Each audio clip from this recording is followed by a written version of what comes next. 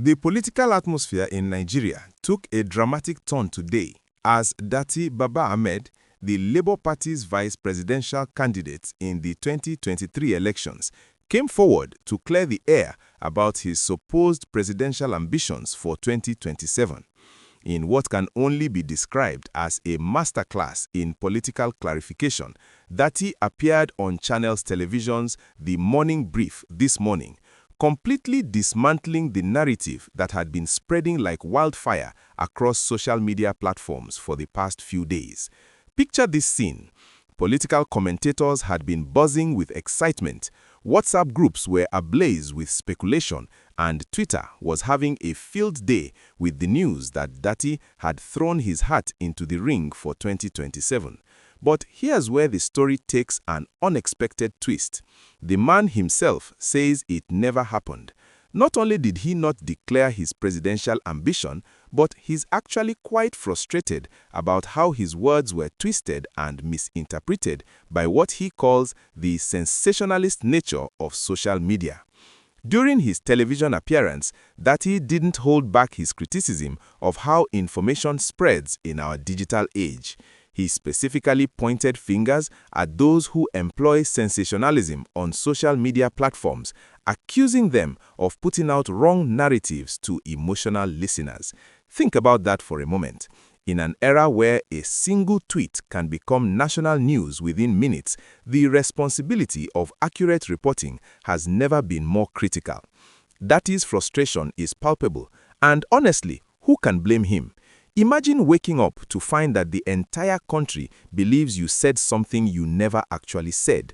The confusion apparently started earlier this week when Datti made some comments at what was reported to be a rally at the Labour Party's National Secretariat in Abuja. Social media ran with it, traditional media picked it up, and before anyone could fact-check, the story had grown legs and was running marathons across every news platform in the country. But according to Datti, all he did was restate his membership of the Labour Party. That's it. No presidential declaration, no campaign launch, nothing of the sort. Now, here's where the story gets even more intriguing. And if you're enjoying this breakdown of Nigerian political drama, make sure to hit that like button to support the channel. The relationship between Datti and his former running mate, Peter Obi, has become one of the most watched political dynamics in the country. While Obi has reportedly moved to join the African Democratic Congress as part of a broader coalition strategy, Datti remains firmly planted in the Labour Party. But instead of the bitter rivalry you might expect, Datti's response shows remarkable political maturity. Listen to what he said about Obi during the interview, and this is quite remarkable.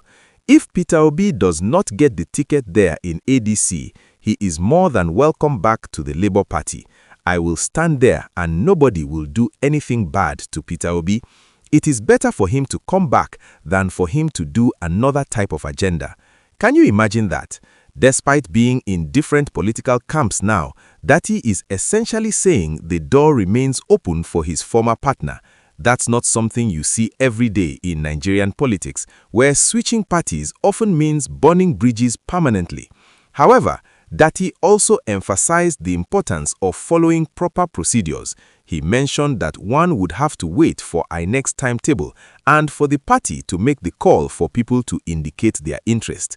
I did not declare, he stated emphatically, making it clear that any future political ambitions would be pursued through proper channels and at the appropriate time. This measured approach stands in stark contrast to the wild speculation that had been circulating online.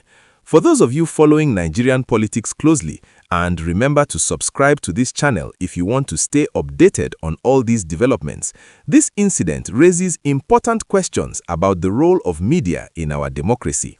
Datti's frustration with social media sensationalism isn't just personal pique, it's a legitimate concern about how misinformation can shape narratives. He specifically called on traditional media outlets to serve as filters and barriers, ensuring that the general public consumes correct information. The Labour Party itself is at a crossroads. After its impressive showing in 2023, where it disrupted the traditional two-party dominance, the party now faces the challenge of maintaining relevance and unity as 2027 approaches. Datti's continued loyalty to the party, even as his former running mate explores other options, sends a strong signal about his commitment to building the party's structure and influence. This entire episode also highlights the evolving nature of Nigerian politics. The traditional playbook is being rewritten, with social media playing an increasingly powerful role in shaping narratives, sometimes accurately, sometimes not. Politicians like Datti are learning that in this new environment, quick responses and clarifications are essential to prevent false narratives from taking root. As we watch these political dynamics unfold, one thing becomes crystal clear: the road to 2027 will be filled with surprises, clarifications, and probably more misunderstandings. Today's clarification by Datti Baba-Ahmed serves as a reminder that in the age of instant communication, the line between fact and fiction can become dangerously blurred, and the responsibility falls on both media and politicians to ensure accurate information reaches the public.